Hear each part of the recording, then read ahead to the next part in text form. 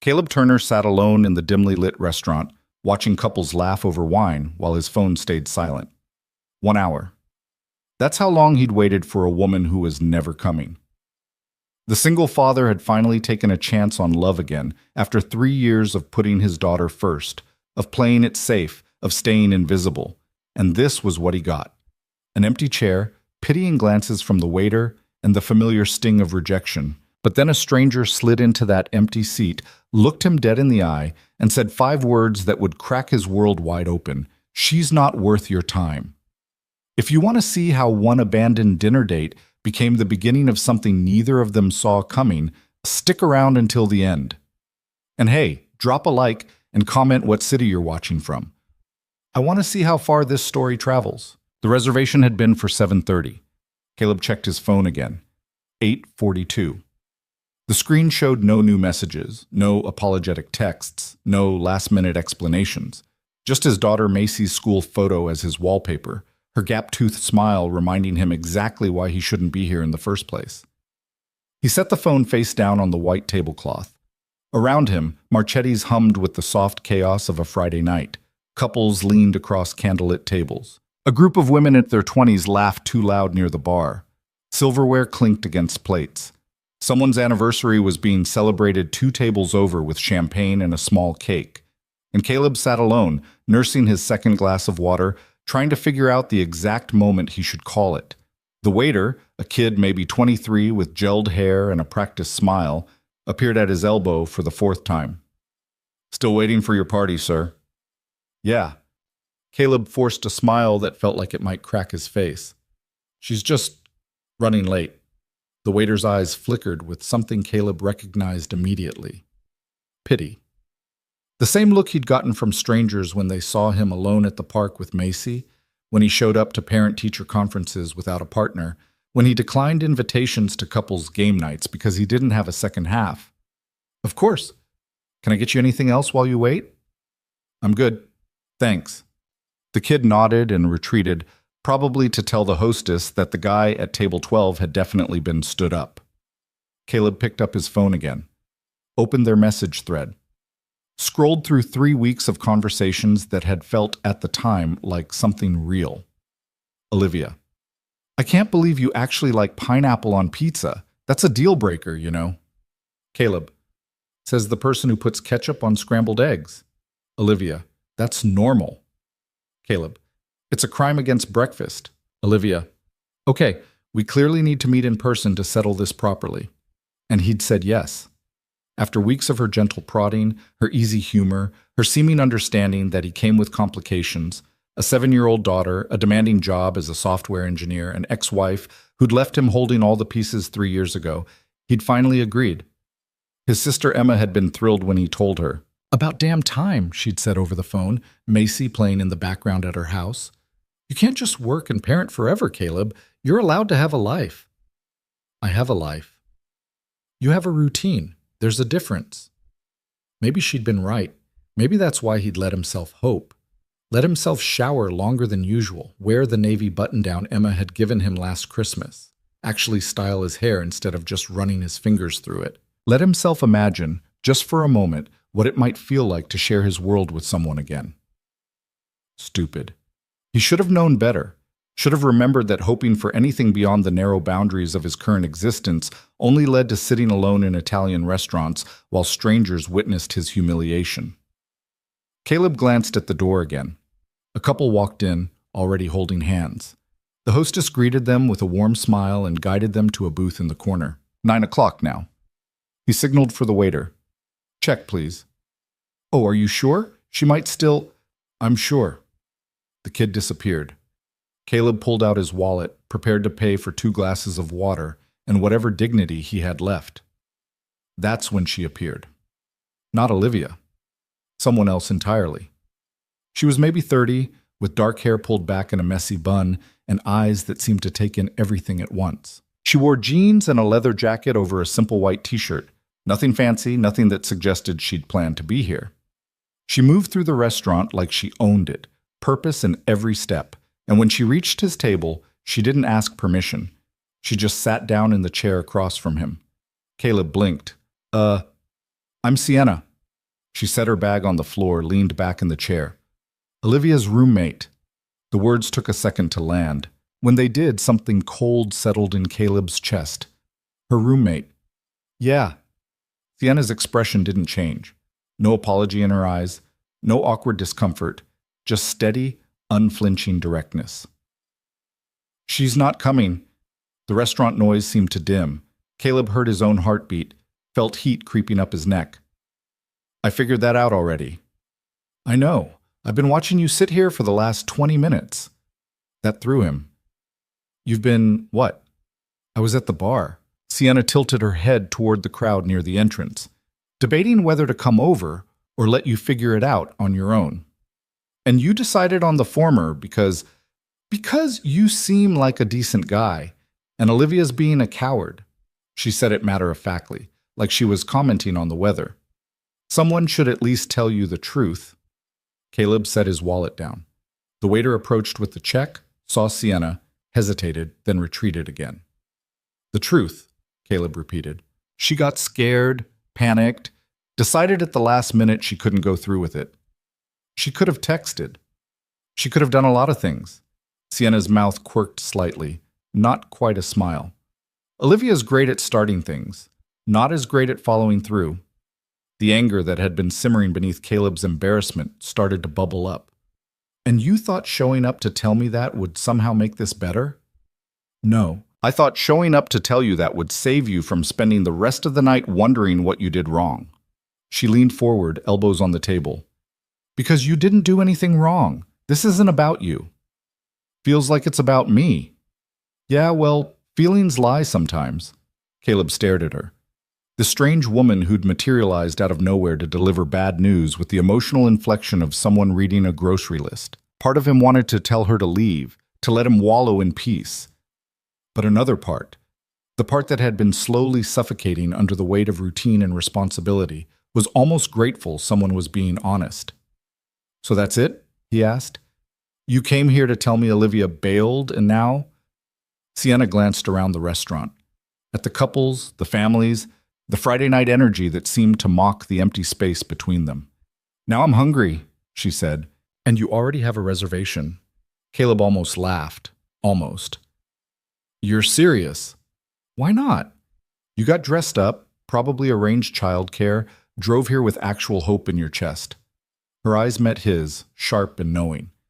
Seems like a waste to leave now. I don't even know you. True. But I'm here, I'm honest, and I make better conversation than an empty chair. She picked up the menu the waiter had left earlier. Plus their carbonara is incredible.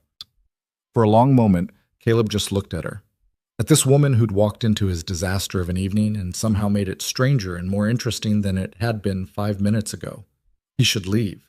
Should thank her for her honesty, pay for his water, and drive home to relieve Emma and spend the rest of the night pretending this hadn't happened. Instead, he heard himself say, I'm more of a bolognese guy. Sienna's smile was quick and genuine. Of course you are. Mom.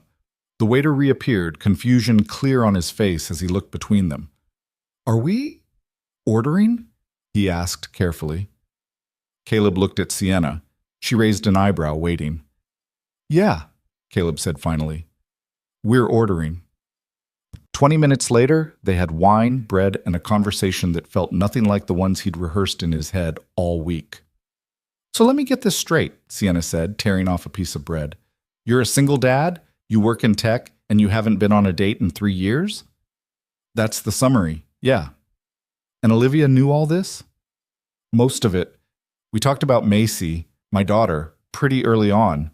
Sienna made a sound that was half laugh, half disbelief. That makes this so much worse. How do you know her? Caleb asked, grateful to shift the focus. How long have you been roommates? About a year. We work together at a marketing firm downtown. She's actually really good at her job. Organized, creative, great with clients. Sienna paused, choosing her words. But in her personal life, she's a mess. Serial first dater. Gets excited about people, builds them up in her head, then freaks out when reality doesn't match the fantasy. So I was the fantasy. You were the idea of something. I don't think she got as far as thinking about the actual you. The wine arrived. Sienna lifted her glass. To honesty, she said, even when it sucks. Caleb clinked his glass against hers. To honesty. The wine was good, better than he'd expected. He wasn't much of a drinker these days. Between work and Macy, there wasn't much space for hangovers, but tonight felt like it earned an exception. What about you? He asked. You just spend your Friday nights rescuing strangers from bad dates? Only the ones who look sufficiently pathetic. He snorted. Thanks. You're welcome, she grinned. But no, usually I'm home with a book or binging something terrible on Netflix. This is way more interesting. My humiliation is interesting? Your resilience is interesting. Most guys would have left after 30 minutes. You stayed over an hour. Caleb rotated his wine glass, watching the liquid catch the candlelight. I kept thinking maybe there was a good reason. Traffic, phone died, some emergency. I didn't want to be the asshole who gave up too fast. That's very optimistic of you. Or very stupid. Maybe both. Sienna's voice softened slightly. For what it's worth, it's not stupid to hope for the best in people. It's just exhausting sometimes. Something in the way she said it made Caleb look at her more closely. There was a tiredness around her eyes that matched his own, a familiar weight he recognized from his own mirror. You sound like you know something about exhausting, he said. She took a sip of wine. I've had my share of disappointments. Different kind than yours, probably, but yeah, I get it. Their food arrived before he could ask what she meant. The waiter set down steaming plates of pasta, and for a few minutes they just ate, the silence comfortable in a way Caleb hadn't expected. This is really good, he admitted. Told you, Olivia and I come here sometimes after work. Well, we did. Might be awkward now. Because you're having dinner with the guy she stood up. Because I'm going to tell her exactly what I think about tonight when I get home. Caleb shook his head. You don't have to do that. It's not your fight.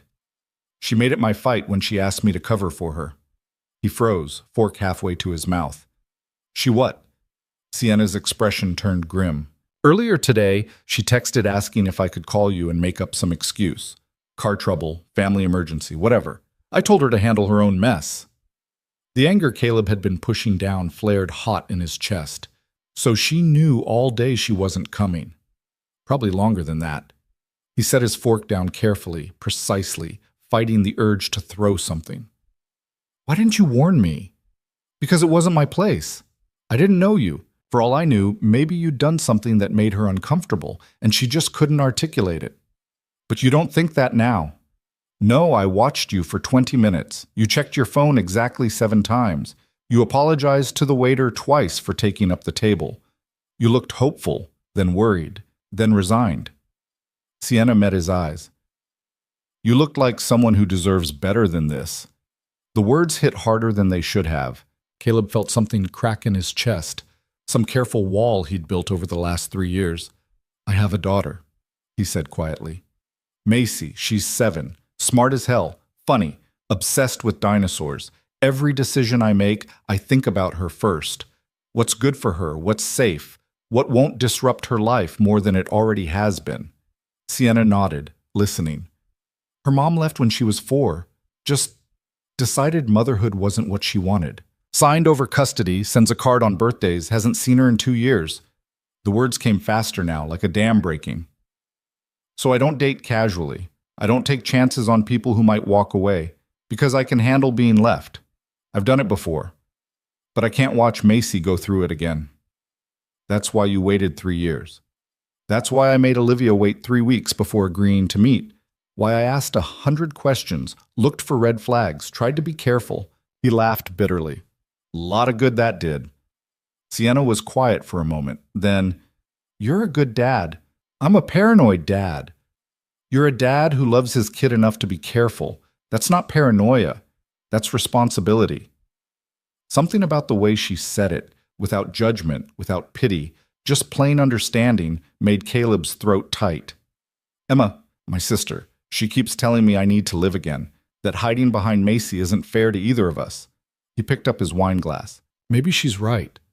Or maybe tonight just proved I was right to be careful in the first place. Or maybe, Sienna said carefully, tonight proved that some people are cowards, and that has nothing to do with you. They finished their meal talking about smaller things. Caleb told her about Macy's latest dinosaur obsession, how she'd insisted on watching every documentary available and now corrected him on prehistoric facts constantly. Sienna talked about her job, the ridiculous clients who wanted viral campaigns but had no budget, the satisfaction of creating something that actually worked. She was easy to talk to, sharp without being cruel, funny without trying too hard. She listened in a way that felt genuine, asked questions that suggested she actually cared about the answers. When the check came, Caleb reached for it immediately. "I've got this," he said. "I can split it." "You showed up to deliver bad news and somehow made the night bearable. Least I can do is buy you dinner." Sienna smiled. "Okay. But next time I'm paying." The words hung in the air between them. Next time. Like this wasn't just a weird accident, a collision of circumstances that would disappear by morning. "Next time?" Caleb asked. She pulled out her phone, opened a new contact. "Give me your number, unless you want tonight to be a one-time Good Samaritan thing." He should hesitate, should think about Macy, about complications, about how Sienna was Olivia's roommate and this could get messy fast. Instead, he took her phone and typed in his number. Outside, the night had turned cool. They stood on the sidewalk, the restaurant's warm light spilling out behind them. "My car's that way," Sienna said, pointing left. "Mine's the other direction." Neither of them moved. "Thank you," Caleb said finally, "for tonight, for being honest, for not letting me sit there alone." "You're welcome." She adjusted her bag on her shoulder. "And Caleb?" "Yeah?" "Olivia was an idiot, but I'm kind of glad she bailed." Before he could respond, she turned and walked away, disappearing into the Friday night crowd. Caleb stood there for a minute, processing. Then he pulled out his phone and saw a new text. Unknown. Number, "This is Sienna. Don't overthink tonight. Just let it be what it was. Two people who needed some honest conversation. Sleep well." He saved her number. Drove home. Relieved Emma, who took one look at his face and raised her eyebrows. "Well?" "It's a long story." "She stand you up?" "Yeah, but someone else showed up." Emma's expression sharpened with interest. "Someone else?" "I'll tell you tomorrow. Right now I just want to check on Macy." His daughter was asleep in her room, surrounded by plastic dinosaurs and books about the Mesozoic era. Caleb stood in the doorway, watching her chest rise and fall, and felt the familiar weight of love and fear that came with being her only parent. He'd tried tonight, taken a chance, and it had crashed and burned exactly like he'd been afraid it would. But then Sienna had appeared. Not who he expected, not what he'd planned for, but real in a way Olivia's texts had never been. His phone buzzed. "Sienna, you overthinking yet?" Caleb, "Maybe a little." Sienna, "Stop, go to bed. Tomorrow's a new day." Caleb, "You always this bossy?" Sienna, "You always this stubborn?" Caleb, "Fair point. Good night, Sienna." Sienna, "Good night, Caleb." He set his phone on the nightstand and lay in bed, staring at the ceiling. Tomorrow he'd wake up, make Macy breakfast, take her to soccer practice, do laundry, meal prep for the week. The routine would swallow him again, safe and predictable and small. But tonight, for the first time in 3 years, he'd felt like more than just a father or an employee. He'd felt like himself, and that scared him almost as much as it thrilled him. The text started the next morning. Caleb woke to Macy jumping on his bed, her dinosaur pajamas wrinkled from sleep, her hair a wild tangle that would require negotiation and probably bribery to brush. "Dad, you promised we'd go to the Science Museum today." He had. Last week, in a moment of parental ambition, he'd looked at the calendar and thought Saturday would be perfect for an outing. Now, with approximately 4 hours of sleep and his brain still processing last night, the museum sounded like a special kind of torture.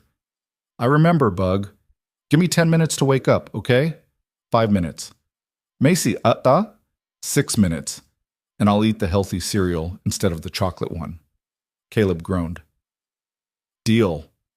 She bounded off the bed, leaving him staring at the ceiling. His phone sat on the nightstand, and against his better judgment, he reached for it. 3 messages from Emma, all sent around midnight, asking for details. One from his project manager about a deployment on Monday, and one from Sienna, sent 20 minutes ago. Sienna, "Morning. Olivia's awake and asking questions. Fair warning, this might get awkward. He typed back, how awkward are we talking? The response came immediately. She's stress-eating ice cream at 9 a.m. awkward. Despite everything, Caleb smiled, then felt guilty for smiling, then felt annoyed at feeling guilty. The emotional whiplash was exhausting. Caleb, not my problem anymore. Sienna, that's what I told her. She didn't take it well. Caleb, what did you say exactly? Sienna, that she's a coward who wasted a good guy's time, and if she wanted to fix it, she should start with actually apologizing instead of making me do her emotional labor. Caleb, you said all that? Sienna, I'm paraphrasing. There were more expletives involved. Caleb sat up, rubbing his face. Macy's voice drifted from the kitchen, singing something about pterodactyls. He had exactly 4 minutes left before she came back to collect on their deal. Caleb, I appreciate you standing up for me, but you don't have to fight my battles. Sienna, I'm not fighting your battles. I'm fighting the general principle of people being cowardly. Caleb, is that a common battle for you? Sienna, more than I'd like. He wanted to ask what she meant, wanted to know what made someone as direct as Sienna develop such a strong reaction to cowardice. But Macy appeared in the doorway, arms crossed, looking like a miniature version of Emma when she was annoyed. Time's up, Dad. You're right. Museum in an hour? Deal. As she ran off to get dressed, Caleb sent one more text. Taking my daughter to the Science Museum. If Olivia needs to apologize, tell her to text me herself. You've done enough. Sienna's response came as he was heading to the shower. Have fun with the dinosaurs. And Caleb? Last night was nice. Let's do it again sometime. Minus the drama. He stood there, steam starting to fog the bathroom mirror, reading those words 3 times. Let's do it again sometime. Simple. Direct. No games, no ambiguity. Just an offer, clean and honest. He typed back, I'd like that. Then he showered, made breakfast, and spent the next 6 hours listening to Macy explain why the museum got the Jurassic period display slightly wrong.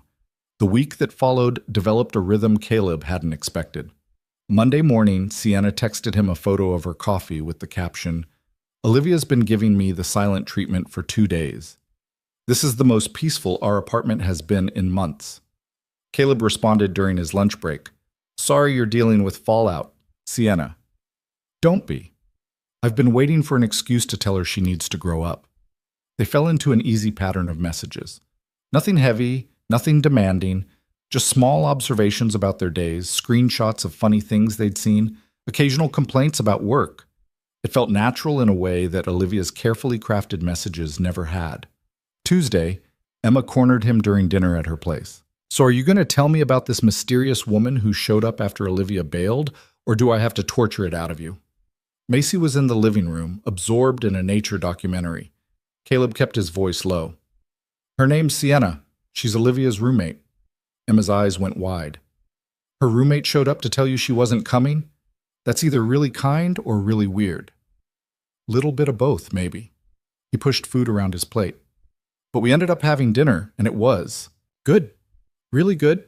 Define good? Easy. No pretense. She didn't try to be anything other than exactly who she is. Emma studied him with the look she'd perfected over 34 years of being his older sister, the one that said she could see right through his defenses. You like her? I barely know her. That wasn't a no. Caleb sighed. I don't know what it is yet. We've been texting. It's nice, that's all. Is it all? He thought about Sienna's messages, the way they made him check his phone more often than he had in years, the small spark of anticipation when he saw her name on the screen. I don't know, he admitted. Maybe not. So ask her out, properly this time. Not a rescue mission, an actual date. It's complicated. She lives with Olivia. So what? Olivia's the one who screwed up. You don't owe her anything. Emma was right, technically. But the thought of wading into that particular mess made his stomach tight. What if it caused problems between Sienna and her roommate? What if things went south and it made everything awkward? What if he was reading too much into friendly texts and making a fool of himself again? I'll think about it, he said.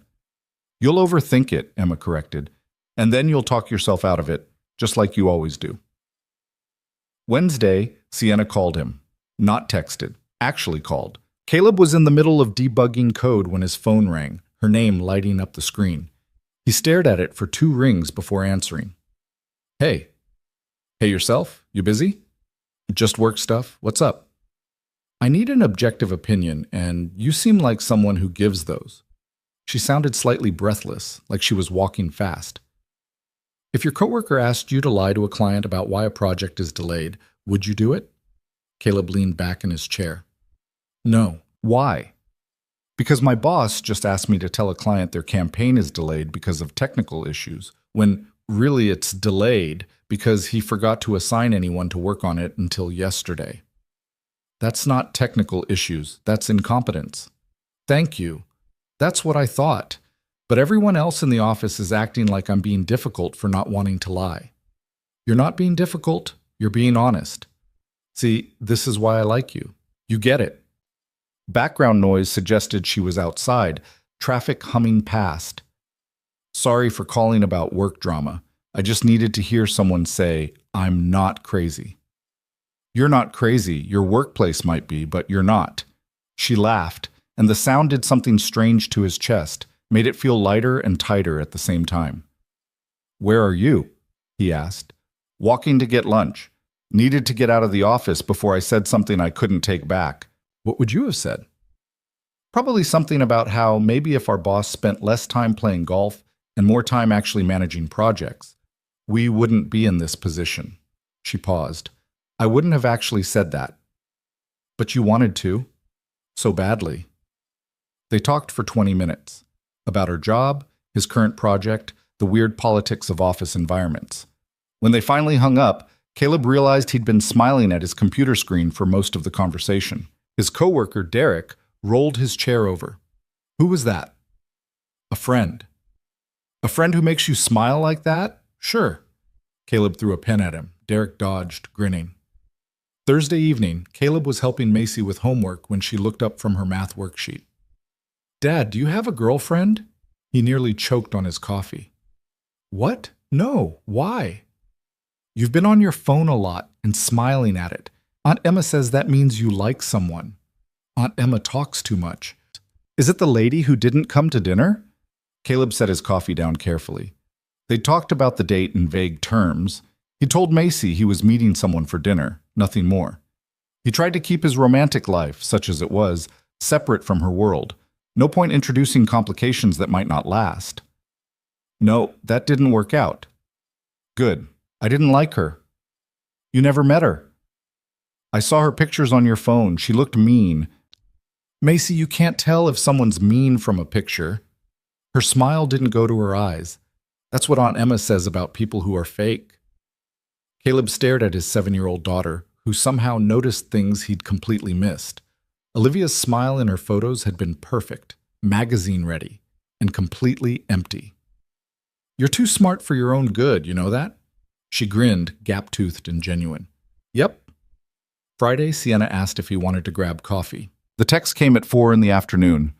I know it's short notice, but I'm meeting a friend for coffee at 7 near your place. Want to join? Caleb read the message 3 times. Casual, low pressure, a group thing, not a date. He should say yes. It was just coffee, with other people, completely safe. Caleb, I'd need to check if my sister can watch Macy. Sienna, no worries if not. Just thought I'd offer. He called Emma. She answered on the first ring. Please tell me you're calling because Sienna asked you out. How do you even... Did you bug my phone? I'm your sister. I have telepathy. So? Did she? Coffee, tonight, with her friend. And you're calling me to babysit? If you're available. I'm available. Go. Have fun. Talk to actual adults. Remember how to be a person. I'm a person every day. You're a dad every day. That's different. Macy was less enthusiastic when he told her. You're going out again? Just for a little while. Aunt Emma's coming over. Maybe you can convince her to make those cookies you like. The chocolate ones? If you ask nicely. She considered this. Okay, but you have to tell me about your friend. Why? Because you're being weird about it. That means it's important. He knelt down to her level. What if I told you I'm just trying to make new friends? Adult friends who like boring adult things like coffee. I'd say you're a bad liar. When did you get so smart? I've always been smart. You just notice now. Emma arrived at 6:30 with cookie ingredients and a knowing look. Caleb changed his shirt twice, settled on a casual button-down, then changed back to a Henley because the button-down felt like trying too hard. You look fine, Emma called from the kitchen. Stop stressing and go. The coffee shop was one of those trendy places with exposed brick and baristas who took their craft too seriously. Caleb arrived at 7:05, fashionably late enough to not seem desperate, and spotted Sienna immediately. She sat at a corner table with another woman, mid-30s, with bright red hair and an infectious laugh that carried across the room.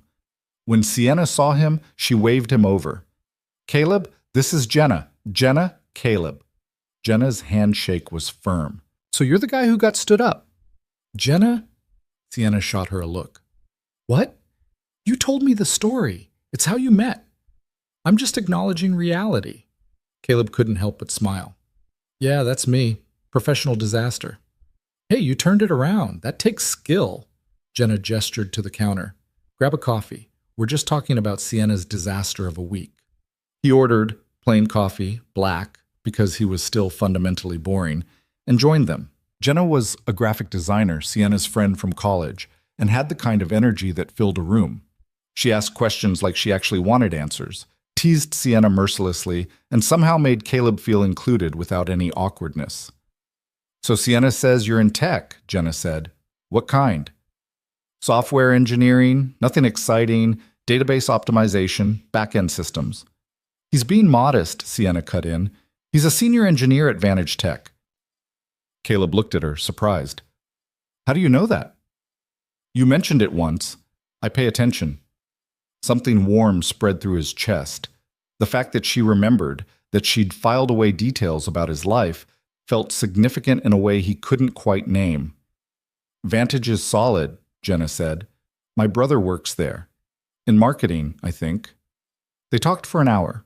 About work, about the city, about a documentary Jenna had watched about art forgers. Caleb found himself relaxing in a way he rarely did around new people.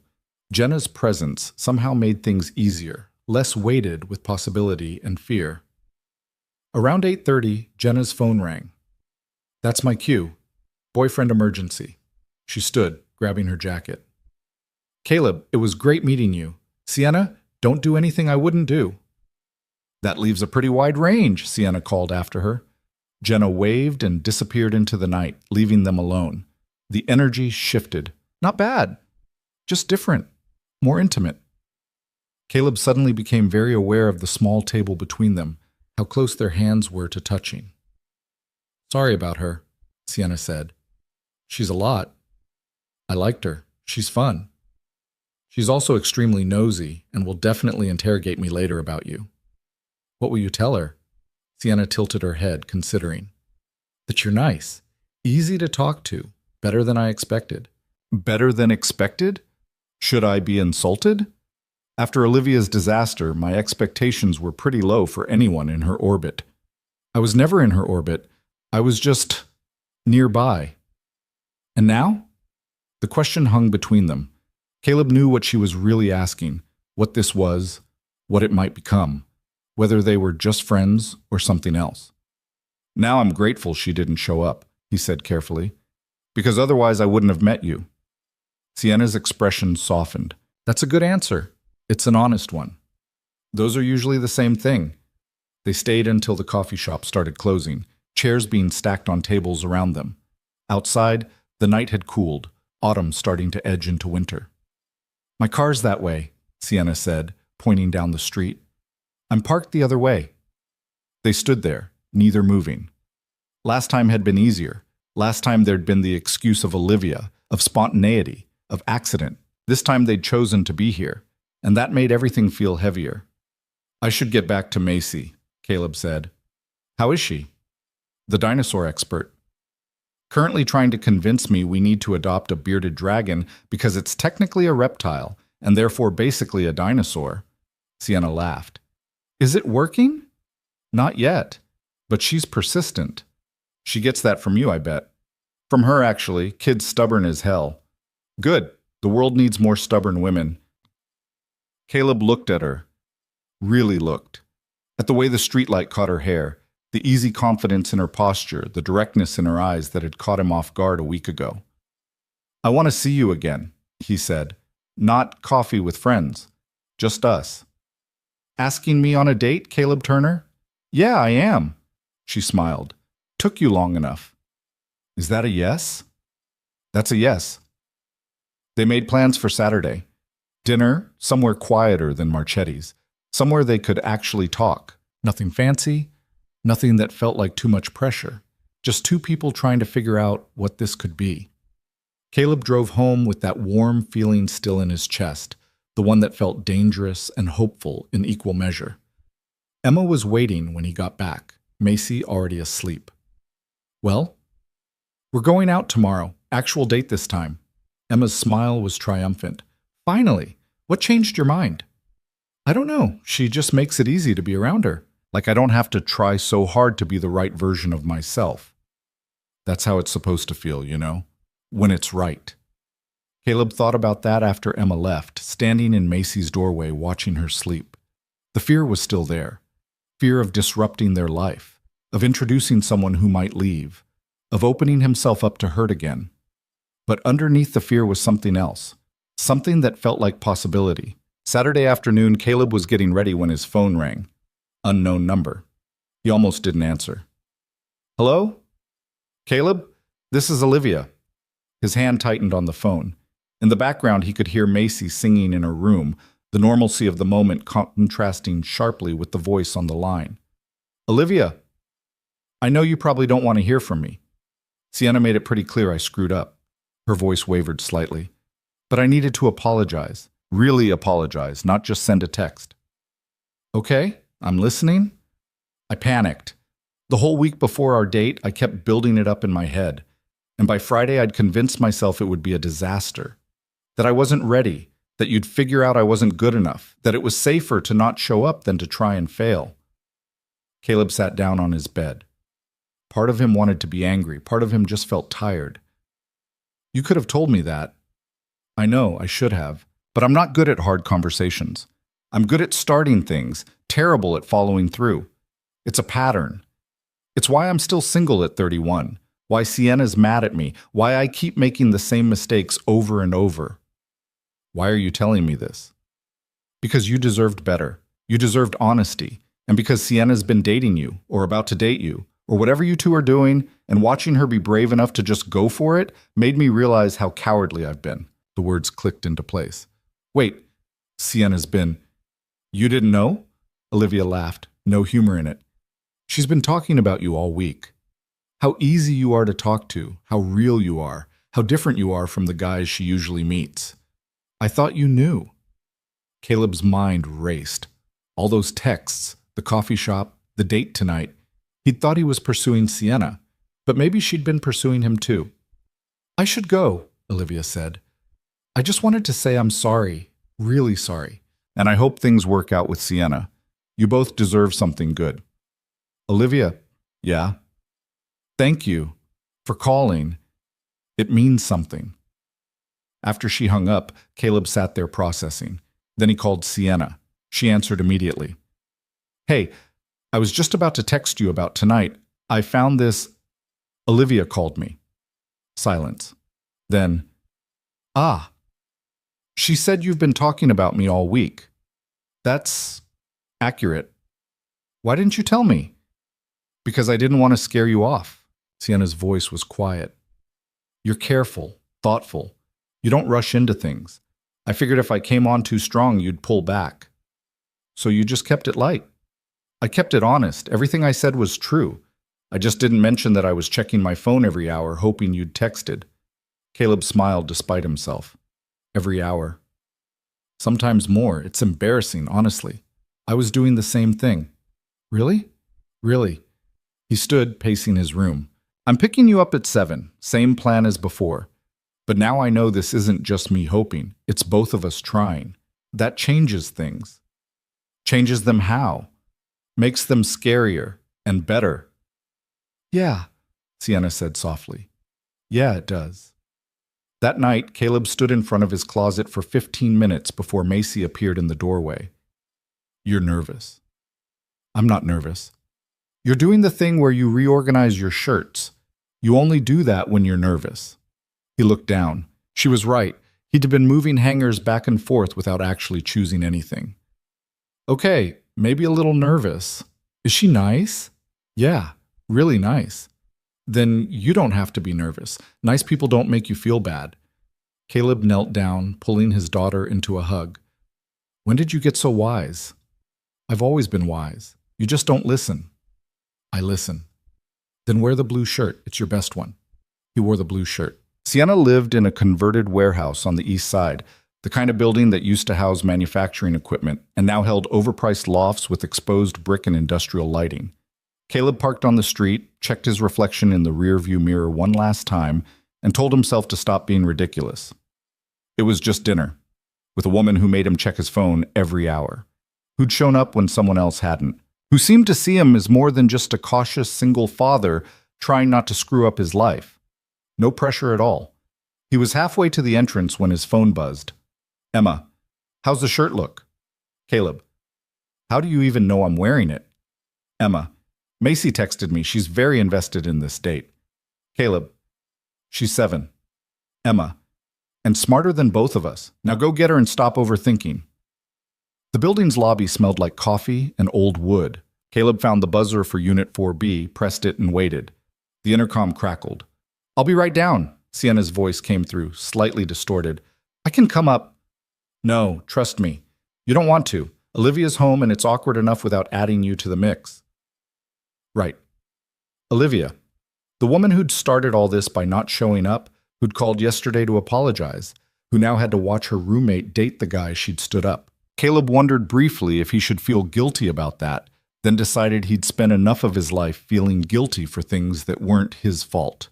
Sienna appeared 2 minutes later wearing dark jeans and a green sweater that made her eyes look almost gold in the lobby lighting. Her hair was down for the first time since he'd met her, falling past her shoulders in waves that suggested she'd actually made an effort. Hey, she said. Hey yourself, you look great. You don't look so bad either. Blue's definitely your color. My daughter told me to wear it. Sienna smiled. Smart kid. They walked to his car.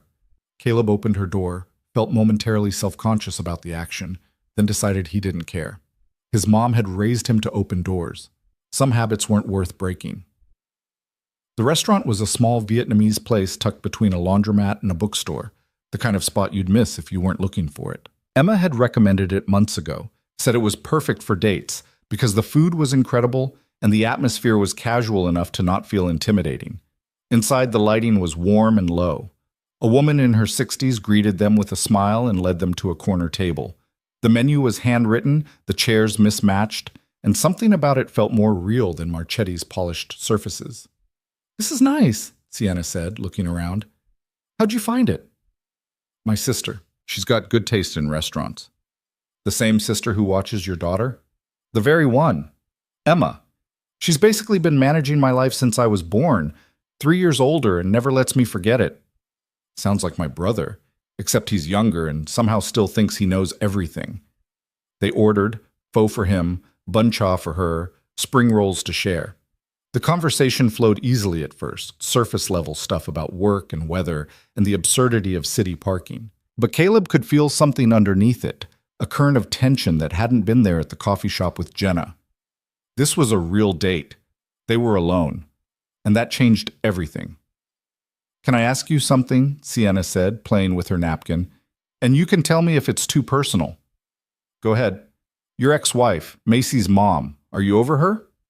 The question caught him off guard, not because it was inappropriate, but because he'd expected her to dance around it longer before going there. That's pretty direct. I don't do well with ambiguity. If this is going to be a thing, I need to know if you're still carrying a torch for someone else. Caleb took a drink of water, considering. I'm over her. Have been for a while. But the anger took longer to fade than the love did. What do you mean? When Jessica left, I wasn't heartbroken. I was furious. At her for leaving Macy, at myself for not seeing it coming, at the whole situation for being so damn unfair. He set his glass down. I spent a year angry, another year tired, and the last year just trying to build something stable for my daughter. That's 3 years, right up until you tried to date Olivia. Yeah. Emma finally convinced me I couldn't hide forever, that Macy needed to see me as a person, not just a parent. So I tried. And we know how that went. Sienna reached across the table, her fingers brushing his. For what it's worth, I'm glad it went the way it did. Even though it made things weird with your roommate? Olivia and I were already weird. This just forced everything to the surface. She pulled her hand back as the food arrived. She'll move out eventually. Probably should have happened months ago. They ate in comfortable silence for a few minutes. The pho was perfect, rich and warming, exactly what he needed. Across from him, Sienna made a small sound of satisfaction. Okay, this is amazing. Your sister's recommendations are officially trusted. I'll tell her you said that. She'll be insufferable about it. Older sisters usually are. Caleb watched her eat, the unselfconscious way she enjoyed the food, and felt something settle in his chest. This was what he'd been looking for without knowing it. Not perfection, not someone who said all the right things, but someone who was just genuinely herself. My turn to ask something personal, he said. Fair's fair. Why are you single? And don't say it's because you're picky. There's got to be more to it. Sienna set down her chopsticks, her expression thoughtful. I was engaged once, 4 years ago. Guy named Marcus. We were together for 3 years, and I thought we were building towards something real. What happened? He wanted me to be smaller. Not physically, emotionally. He liked the idea of me. Smart, independent, ambitious. But the reality made him uncomfortable. Every promotion I got at work, every time I spoke up about something I cared about, he'd get this look, like I was doing something wrong by not needing him enough. Caleb felt his jaw tighten. He sounds like an asshole. He was, but a subtle one, the kind who phrases criticism as concern. Who makes you question yourself until you're not sure if you're being unreasonable or if they are? She picked up her chopsticks again. I almost married him, almost made myself smaller to fit into his life. Then one day, I woke up and realized I'd rather be alone than be less. Good choice. It was, but it made me cautious. I dated after that, but never anyone who felt worth the risk of opening up again. Until... She stopped, looking embarrassed. Until what? Until last Friday night, when I watched you sit in that restaurant waiting for someone who didn't deserve your patience, and something in me just clicked. Like maybe worth the risk wasn't about perfect circumstances. Maybe it was about the right person.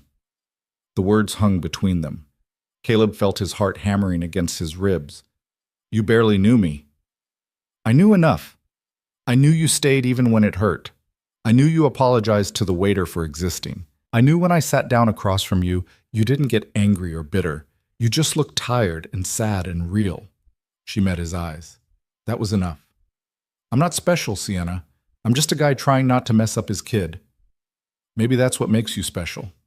They finished dinner talking about smaller things, her job, and the client who wanted billboard campaigns on a banner ad budget. His current project at work, something about database migration that sounded boring even as he explained it. Macy's latest school project, a diorama of the Cretaceous period that had taken over their dining room table. When the check came, Caleb reached for it. Sienna raised an eyebrow. I can pay for myself. I know, but I asked you out. Let me get this one. Fine, but next time is on me. Next time? You think I'm letting you get away after one date? Caleb smiled. Just checking. Outside, the temperature had dropped. Sienna pulled her jacket tighter, and without thinking, Caleb put his arm around her shoulders. She leaned into him slightly, natural as breathing, and they walked back to his car like they'd done this 100 times before. He drove her home through quiet streets, the city settling into its Saturday night rhythm. When they pulled up in front of her building, neither of them moved. I had a really good time, Sienna said. Me too. Caleb, yeah? I'm going to kiss you now. Unless you have an objection. His brain short-circuited briefly. No objection. She leaned across the console and pressed her lips to his. It was soft, tentative, nothing like the dramatic kisses in movies. Just two people testing the waters, seeing if the connection they felt translated into something physical. It did. When they pulled apart, Sienna was smiling. Okay, good to know. Good to know what? That the chemistry isn't just in my head. Caleb laughed, feeling lighter than he had in years. Definitely not just in your head. She got out of the car, then leaned back in through the window. Text me when you get home, so I know you made it safely. It's like 10 minutes. Still, humor me. He did. And when he pulled into his driveway and saw Emma's car still parked in front of his house, he knew he was in for an interrogation. She was on the couch when he walked in, pretending to watch TV but obviously waiting up. Macy asleep? He asked. Has been for 2 hours. Now stop stalling and tell me everything. He sat down next to her. It was good. Really good. Define good. We talked. Actually talked about real things. Her ex-fiancé, my ex-wife, what we're looking for, and it didn't feel heavy or forced. It just felt right. Emma's smile was knowing. And I kissed her, or she kissed me. It was mutual. But finally, took you long enough. It's been 2 weeks since we met. 2 weeks too long, so what's next? I don't know. We'll see each other again. Take it slow. I've got Macy to think about. You always have Macy to think about. That's not going to change. But you also have yourself to think about. And Caleb? She put her hand on his arm. You deserve this. You deserve to be happy. After Emma left, Caleb checked on Macy. She was sprawled across her bed, one leg hanging off the edge, her dinosaur nightlight casting shadows on the wall. He adjusted her blanket, kissed her forehead, and felt the familiar weight of responsibility settle over him. He was someone's whole world. Every choice he made rippled through her life. Dating Sienna wasn't just about him anymore. Eventually, if things got serious, it would involve Macy too. And that thought terrified him more than anything. His phone buzzed. Sienna. Make it home okay? Caleb. Safe and sound. My sister ambushed me for details. Sienna. What did you tell her? Caleb. That you're a good kisser. Sienna. Just good? Caleb. Great. Excellent. Best I've had in 3 years. Sienna. Low bar, but I'll take it. He smiled, typed out a response, deleted it, tried again. Caleb. I want to see you again soon, but I need to figure out how to navigate this with Macy. Sienna. I understand. Take your time. I'm not going anywhere. Caleb. You're sure? Sienna. I'm sure. Good night, Caleb. The next 2 weeks fell into a pattern. They saw each other twice more, once for lunch near her office, and once for a movie that neither of them paid much attention to. The connection deepened, the conversations got easier, and Caleb found himself thinking about her at random moments during the day. But he still hadn't told Macy. Hadn't figured out how to explain that Daddy was seeing someone, that this person might become part of their lives. Emma kept pushing him to just rip the Band-Aid off, but every time he tried to bring it up, the words stuck in his throat. Then Olivia called again. It was a Tuesday afternoon. Caleb was in a meeting when his phone lit up with her name. He ignored it, figured if it was important, she'd leave a voicemail. She did. Caleb, hi, it's Olivia again. I know I already apologized, but I did something stupid, and I need you to know about it before you hear it somewhere else. Call me back. Please.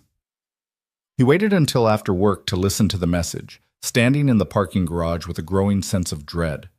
Then he called her. What did you do? Okay, so you're mad already? That's fair. Olivia, what did you do? She took a breath. There's this radio show, Morning Drive with Danny and Lisa. They do this segment called Second Chance Romance, where people call in and apologize to exes or people they stood up or whatever. Caleb's stomach dropped. Tell me you didn't. I called in. They're airing it tomorrow morning at 8. I tried to cancel, but they said it was already recorded and scheduled, and you went on a radio show to apologize for standing me up? His voice came out louder than he intended. An elderly woman getting into her car nearby glanced over. I thought it would be romantic, like a grand gesture. Danny said, I don't care what Danny said. You made our private business public entertainment. I'm sorry. I really am. I thought you'd like it. You thought I'd like having my humiliation broadcast to thousands of people. It wasn't supposed to be humiliating. It was supposed to be sweet. Caleb closed his eyes, trying to find calm. Olivia, I need you to listen very carefully. What happened between us is over. I've moved on. You apologized, I accepted, and now we're done. You don't get to make grand gestures. You don't get to turn this into content. You just need to let it go. But I'm seeing Sienna now, seriously, and this, whatever this is, it's not helping anyone. Silence on the other end. Then quietly, You're really with Sienna? Yeah, I am. Does she know about the radio thing? I'm about to tell her, and probably warn her that you've lost your mind. He hung up before she could respond, immediately calling Sienna. She answered with her usual energy. Hey, was just thinking about you. Olivia went on a radio show to publicly apologize for standing me up. It airs tomorrow morning at 8. The pause was longer than he expected. Then, of course she did. You're not surprised? Olivia lives for drama. This is exactly the kind of thing she'd think was a good idea. Sienna sighed. What show? Morning Drive with Danny and Lisa. Oh no, that's huge. Like, everyone listens to that show. Yeah, I'm aware. Caleb, I'm sorry. I know this is my fault somehow. If we weren't dating, she wouldn't be. This isn't your fault. This is Olivia refusing to accept that her actions have consequences. He leaned against his car. But I need to know something. What? Is this going to be a pattern? Her trying to insert herself into our lives? Because I can handle awkward. I can handle complicated. But I can't handle chaos. Not with Macy to think about. Sienna was quiet for a moment. I'm moving out, end of the month. Already found a place and gave notice. I was going to tell you this weekend, but now seems like a better time. Relief flooded through him. You're leaving. Should have done it months ago. Living with her has been like living with a tornado, but the radio thing is the last straw. Her voice hardened. I'm going to talk to her tonight. Make it very clear that this stops now. You don't have to. Yeah, I do, because this isn't just about you anymore. It's about us. And I'm not letting her ruin that because she can't handle rejection like an adult. After they hung up, Caleb sat in his car for a long time, processing. Tomorrow morning, thousands of people would hear about his failed date. Coworkers would recognize his name, friends would ask questions. And somewhere in all of it, he'd have to explain to Macy why people were talking about Daddy on the radio. He drove home, made dinner, helped Macy with her homework. At bedtime, as he tucked her in, she looked up at him with those eyes that saw too much. Something's wrong. Nothing's wrong, Bug. You have the worry face, the one where your forehead gets all crinkly. He smoothed his forehead self-consciously. Just work stuff. You're lying. You always touch your forehead when you lie. When did you become a detective? I've always been a detective. You just don't notice. She sat up slightly. Is it about your friend? The one who makes you smile? There it was. The opening he'd been avoiding for weeks. Caleb sat down on the edge of her bed. Yeah, it's about her. Her name is Sienna. Is she your girlfriend? Kind of. Maybe. We're still figuring it out. Macy considered this. Do you love her? I don't know yet. It's too soon to know that. But you like her a lot. Yeah, I like her a lot. Then why do you have the worry face? How did you explain adult complications to a 7-year-old? How did you make her understand that the world was messy and people were difficult and sometimes things got hard even when the feelings were good? Sometimes when you care about someone, other people get involved and make things complicated. That's what's happening now. Is someone being mean to you? Not mean exactly, just thoughtless. Macy frowned. You should tell them to stop. I'm trying, Bug. Tell them Macy said they have to stop or they'll be in big trouble. Caleb smiled despite everything. I'll pass that along. She lay back down, yawning. I think I should meet her, Sienna. You do? Yeah. So I can make sure she's nice enough for you. That's very thoughtful. I'm very thoughtful. Everyone says so. He kissed her forehead. Good night, Macy. Night, Dad. Don't worry so much. It makes your forehead crinkly. Upstairs, Caleb texted Sienna. Macy wants to meet you. Says she needs to make sure you're nice enough for me. The response came quickly. Smart kid. When? Caleb. I don't know. Is it too soon? Sienna. Only you can answer that. But I'm ready when you are. He lay in bed that night thinking about tomorrow. About the radio show and Olivia's inability to just let things be. About Sienna's willingness to meet Macy, to step into the complicated reality of his life. about how quickly everything had shifted from routine to uncertain. At 7:50 the next morning, his phone started buzzing. Derek from work. Dude, are you on the radio right now? Emma. Turn on Morning Drive now. 3 texts from numbers he didn't recognize. He didn't turn it on, didn't need to. By 8:30, the clips were online. Olivia's voice, slightly nervous but trying to sound sincere. Danny, I did something really awful. I stood up this amazing guy named Caleb Turner. He's a single dad, super sweet, and I just panicked and didn't show. And I know sorry isn't enough, but Caleb, if you're listening, I'm so sorry. You deserved better. You deserved honesty, and I hope you can forgive me. Danny's voice, all radio smooth enthusiasm. Wow, Olivia, that takes real courage to admit. Caleb, if you're out there, sounds like you dodged a bullet. But also, this lady's truly sorry. Maybe give her a call? Lisa chiming in. Or maybe Caleb's already moved on to someone who actually shows up. Nervous laughter from Olivia. Caleb listened to the clip twice, each time feeling his anger spike higher. This wasn't an apology. It was performance.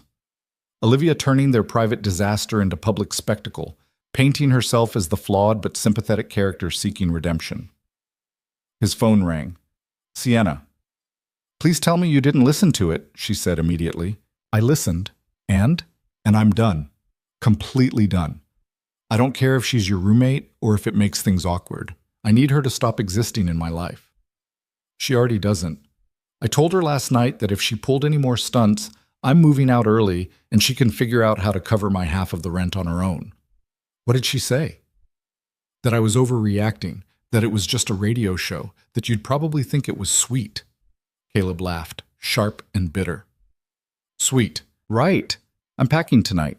Friend's letting me crash on her couch until my new place is ready. I can't be around her anymore. I'm sorry you're getting caught in this. I'm not caught in anything. I'm choosing to get out. Sienna's voice softened. Are you okay? I will be. Just need to figure out how to explain to my daughter why people are talking about me on the radio.